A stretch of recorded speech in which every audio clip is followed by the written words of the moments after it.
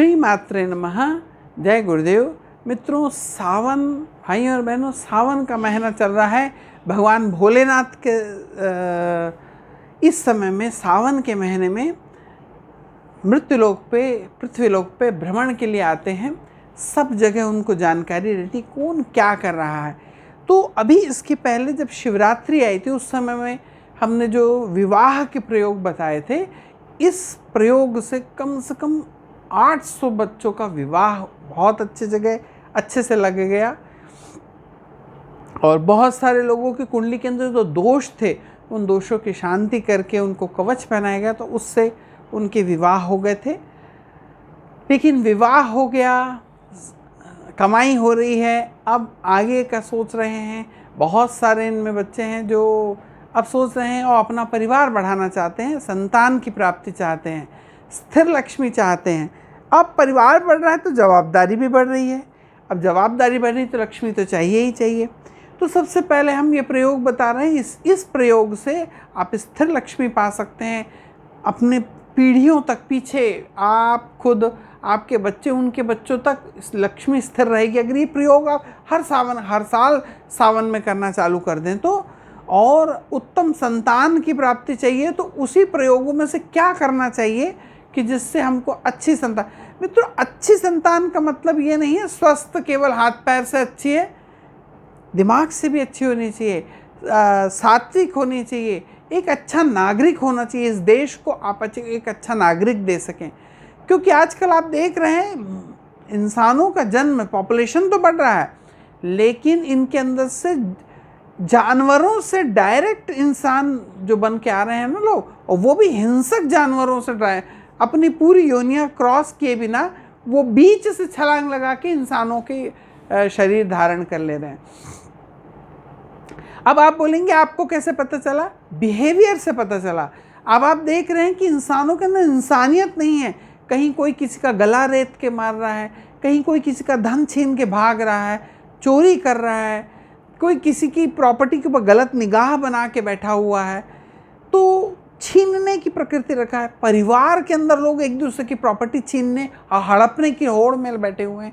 तो मित्रों, ये जो प्रकृति है, एक दूसरे को क्षति पहुंचाने की प्रकृति, आज आप देख रहे हैं कितने हिंसक हो रहे हैं, कितने हिंसक प्रदर्शन यहाँ ही नहीं पूरी दुनिया में हो रहे हैं, कितने हिंसक प्रदर्शन। तो आप देख रहे हैं कि वो व्यक्ति इंसान तो दिख रहा है, शरीर से इंसान है, लेकिन हो सकता है कि वो किसी जानवर, बड़े जानवर और मांसाहार आक्रमणकारी जानवर से डायरेक्ट इंसान के शरीर में मनुष्य रूप में जन्म ले लिया है। तो उसने अपने जानवरों की प्रकृति अभी तक छोड़ा नहीं है। मान लीजिए किसी लकड़बग्घे ने अगर मृत्यु हो के इंसान का शरीर पा लिया, तो वो वही उसकी टेक्निक रहेगी, किससे छीन लूँ, किसको नोच लूँ, किसका झपट लूँ, किसी की संपत्ति को खींच लूँ, किसका पैसा चुरा लूँ, यही उसकी प्रकृति बनी रहेगी। तो ये सारी प्रकृतियां ना आए, हमारे बच्चों के अंदर भी ये प्रकृति ना आए। कम से कम एक साधारण, एक इंसानियत के नाते, एक इंसान है, वो भगवान ने सबसे ऊपर हमको विवेक दिया है, बुद्धि दी है, हम इससे सोच सकें, उसको समझ सकें, और हमको अपने ही जैसे दूसरे इंसान को कैसा बिहेव रखना है, बिहेवियर हमारा कैसा करना, उसकी हेल्प करना है। आजकल उन्माद का ज़माना आ गया। थोड़ा सा किसी ने बोला नहीं कि भड़क जाते हैं लोग और गलत रास्तों के ऊपर जा रहे हैं, और नाम आ जाता है रूलिंग फैक्टर। अभी तो बेचारे मोदी जी बने हुए हैं टारगेट में। जो होता है, किसी का नल खराब हो गया तो भाई मोदी जी के कारण खराब हो गया, यहाँ तक हो जा रहा है। तो अब अपन अपने विषय पे आते हैं कि हमको उत्तम संतान की प्राप्ति हो। क्योंकि कभी ऐसा होता है कि शत्रु भी हमारे घर में अपनी शत्रुता निभाने के लिए बच्चों को बच्चे के रूप में जन्म लेके आ जाते हैं। वैसे बच्चे अपने माँ बाप का, पूरा माता पिता का, उनका सामाजिक स्टेटस खराब कर देते हैं, धन उड़ा देते हैं, बर्बाद कर देते हैं। वो खुद बर्बाद होते हैं, अपने माता पिता की सारी चीज़ बर्बाद कर। इसलिए शास्त्रों में कहा है कि पूत सपूत तो क्या धन संचय। अगर आपका बेटा, आपके बच्चे अच्छे हैं तो आपको धन संचय की उतनी आवश्यकता नहीं है। और पूत कपूत तो क्या धन संचय। अगर आपका बेटा कपूत है तब भी धन संचय करने की कोई ज़रूरत नहीं है। इसीलिए क्योंकि वो तो उड़ा के बर्बाद ही कर देगा। और आप क्यों परेशान हो रहे हो? सत्कार में लगाओ, कम से कम आप अपना तो सब कुछ ठीक कर लो। तो इस अच्छी संतान और स्थिर संपत्ति रहेगी तो हमारा मानसिक विचार अच्छा रहेगा, हम अच्छी चीज़ सोचेंगे, गरीबों की सहायता कर सकेंगे। आज जो जहाँ पे किसी छोटी बच्चियाँ गरीब बच्चों की विवाह में लगा सकेंगे, कोई बुज़ुर्गों की हेल्प कर सकेंगे, इस प्रकार हमारा धन उन कार्यों में लगा के हम उनको शुद्ध कर सकते हैं। अपने धन को शुद्ध किया जा सकता है। और उत्तर जैसा खाओ अन्न, फिर उस अच्छे धन से जब हम कोई चीज़ लेके खाते हैं तो जैसा हमारा मन रहेगा, उससे हमारा मन पवित्र रहेगा। इन सब के लिए इसमें एक सावन के महीने में एक उपचार करना चाहिए, हर गृहस्थ को करना चाहिए। 1 लाख चावल कि अक्षत यानी 100 के दाने ले लेना है। अक्षत यानी जो चावल का दाना टूटा ना हो, जिसका क्षय ना हो, अक्षत बिना टूटा हुआ 100 का दाना लेना है, 1 लाख।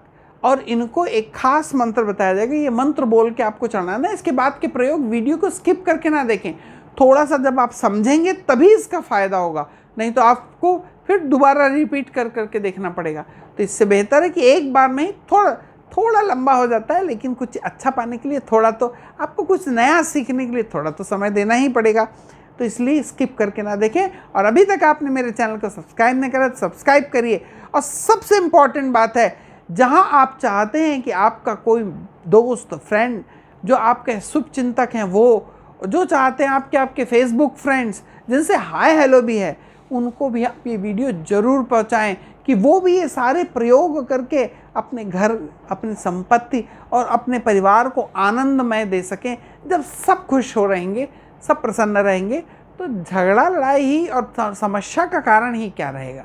तो इसलिए ये प्रयोगों को हर व्यक्ति को करना चाहिए। अब बोलेंगे आप कि 1 लाख हम आप चावल के दाने कैसे चुनें? तो सबसे पहले आप एक नाप बना लीजिए, एक तौल ले लीजिए, 50 ग्राम 100 ग्राम ऐसा कुछ एक तौल निकाल लीजिए। 100 ग्राम मान लीजिए आपने ले लिया, 100 ग्राम चावल को आप तौल लीजिए। अभी अक्षत में सबसे अच्छा है बासमती चावल जो आता है, वो आप ले लीजिए, सहगे रहते हैं। आप 100 ग्राम चावल लेके उनको गिन लें। मान लीजिए 100 ग्राम चावल आपका 25,000 दाने हो गए, तो अब आपको 1 लाख करना है, तो यानी 400 ग्राम चावल आप ले लेंगे। 400 ग्राम तोलने के बाद थोड़े से ऊपर भी ले लें तो चलेगा, नहीं कोई परेशानी नहीं। ऐसा लेके आप रख लें। और जो मंत्र है एक अब आपके परिवार, अब बोले हम एक ही दिन में करें कि कितने दिन में करें? अब प्रश्न ऐसा आएगा। सावन के महीने में दिन रात कभी भी किया जा सकता है। आप अगर एक दिन में कर सकते हो तो एक दिन में करें। अगर आपके पास समय बिजी हैं और आप सर्विसमैन हैं या काम पे जा रहे हैं, आप समय नहीं दे पा रहे, 5 दिन में करिए। सावन के महीने में पूरे सावन भर जितने दिन बचे हैं उतने दिन में कर सकते हैं, ये आपके ऊपर डिपेंड करता है। मान लीजिए अगर आपको स्थिर संपत्ति चाहिए कि परिवार का हर बच्चा बढ़े और हमारे परिवार में अच्छी संपत्ति रहे, तो उसके लिए तो परिवार के सारे सदस्य बैठ जाएं और जो मैं मंत्र बता रहा हूँ, इस मंत्र को बोलते हुए हर व्यक्ति 1-1 चावल के दाने भगवान शिव के ऊपर में चढ़ाते जाएं।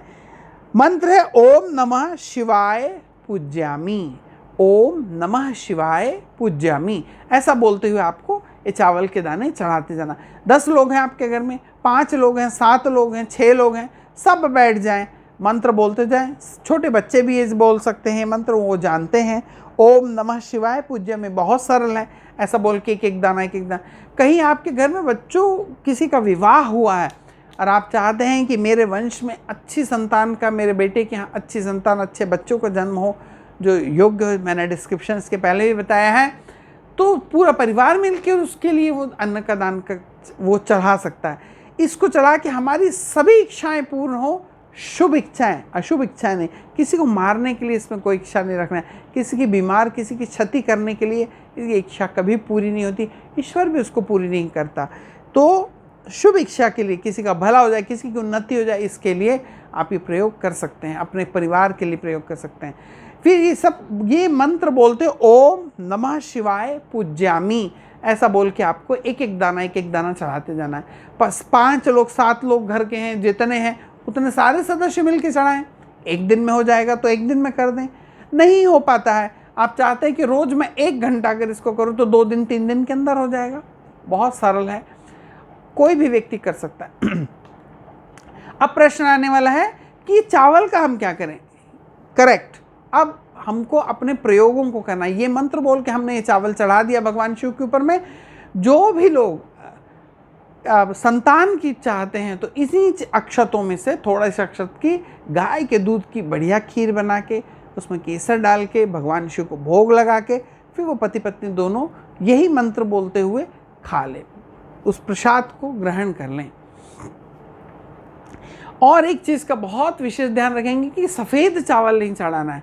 अब अगर आप उसमें हल्दी डाल के पानी डालेंगे तो चावल टूट जाएंगे, तो इसके लिए आप बहुत थोड़ा एकदम 2 बूंद 3 बूंद केसर, जिसमें केसर जो होता है 2 4 5 उसके पत्ती केसर की ले लें, उसको घस लें तो वो पीला बन जाएगा। उसको घी में मिला लें, शुद्ध घी थोड़ा सा लेने गाय का, उसमें वो केसर को पानी वाला जो आपने घिस के रखा चंदन जैसा उसको घी में मिला के वो चावल के ऊपर लगा लें तो ये पीले हो जाएंगे चावल। इसकी खीर भी बनाई जा सकती है और कोई फटेगा भी नहीं, दूध अच्छा बनेगा। तो केसर पीले करके चावल को ही चढ़ाएं, सफ़ेद चावल ना चढ़ाएं। और मित्रों, जिनका व्यवसाय के बारे में कर रहे हैं कि मेरा व्यवसाय बहुत अच्छा चले, तो उन चावलों में से थोड़े से चावलों को आप बांध के सफ़ेद रंग के कपड़े में बांध के ओम नमः शिवाय पूज्यामि बोल के अपने दुकान में कहीं पे एक पोटली बना के मुख्य द्वार के पास में टांग दें। अपनी तिजोरी के अंदर, अपने गले के अंदर में अगर उसे रख लें तो भी आपका व्यवसाय चलने लग जाएगा। कहीं पर अगर ऐसा है कि जो रोगी व्यक्ति है, जिनको रोग परेशान है, तो थोड़ी खीर बना के उन्हें खाने को दें। अब भी चावल अगर बच गया है, कभी ऐसा है कि हमारे परिवार के बीच में किसी का बहुत मनमुटाव हो गया है और आप चाह रहे हैं कि उनसे वो मनमुटाव ख़त्म हो, आप स्नेहपूर्ण रहें, तो इस चावल की खीर बना के उन्हें प्यार से आमंत्रित करें, उन्हें खिलाएं। आपके बीच का मनमुटाव ख़त्म हो जाएगा, वो दूरियां ख़त्म हो गई। आप पहले जैसे अच्छे से प्रेम से रहते थे वैसे रहने लगे। ये कई परिवारों में पति पत्नी के बीच में इस प्रकार का विवाद है तो भी वो ये कर सकते हैं कि दोनों के बीच का विवाद ख़त्म हो जाएगा। भगवान शिव का ये उसके बावजूद भी अगर चावल बच जाता है तो एक चीज़ का हमेशा ध्यान रखें, जिन व्यक्तियों को शत्रुओं का दमन करना है और अपना कर्ज मिटाना है वो ये चावलों को मछलियों को खिलाएं। जिन व्यक्तियों को मान सम्मान, बड़ी ऊंचाइयों में पहुंचना, अपने व्यवसाय को बहुत बढ़ाना है, अपनी संतान को आपको चाहिए कि वो बहुत अच्छी बने, रोग मुक्त रहना चाहते हैं कि आपकी जो संतान है वो बहुत अच्छी और आज्ञाकारी रहे, तो इन्हें पक्षियों को, जलचर को, नभचर को ये चावल खिलाने से, और चूंकि ये अभिमंत्रित चावल है, आपने श्रद्धा से इनको सावन के महीने में इन चावलों को भगवान शिव को अर्पित करा है, वो जीव भी अगर खाते हैं तो उनकी भी मोक्ष होता है, उनकी भी गति अच्छी होती है। तो आप उनके मोक्ष में भी योगदान कर रहे हैं, आप अपना भी कार्य कर रहे हैं, प्रकृति में रहने वाले दूसरे जीवों के लिए भी कार्य कर रहे हैं, जिनसे हमारी बुराई है उनके लिए भी आप ये सोचिए। एक ही काम से कितने सारे कार्य हमारे बन रहे हैं। हमारी संपत्ति बढ़ रही है, हमारे बच्चे सुधर रहे हैं, हमारे बीच में किसी की वैमनस्यता है वो मिट रही है, जिस जीवचर जलचर को हम ये खिला रहे हैं या अन्न अभिमंत्रित अन्न खिला रहे हैं उनकी मुक्ति हो जाएगी। जब वो उनका शरीर पूरा होगा तो वो भी शिवलोक को प्राप्त होंगे, मुक्ति मिलेगी। तो मित्रों, इस प्रकार के सत्कार्य सोचें कि किसी को बताना भी नहीं है, कहीं प्रचार प्रसार करने की ज़रूरत नहीं, केवल आपको इतना ही करना है कि इस वीडियो को कम से कम 4 लोग 5 लोगों को आपको पहुंचा देना है। इससे क्या होगा कि अधिक से अधिक लोग सावन के समय में इन प्रयोगों को कर लेंगे, वो धन्य होंगे, उसका कुछ पार्ट आपको मिलेगा। और चूँकि आप इस वीडियो को शेयर कर रहे हैं, आपका भी ज़रूर से भला होने वाला है, क्योंकि ये प्रयोग शिव महापुराण और भगवान शिव का कहा हुआ, कभी उनका आशीर्वाद कभी मिथ्या नहीं होता, झूठ नहीं होता। इसी शुभ भावनाओं के साथ राधे राधे, नमः शिवाय।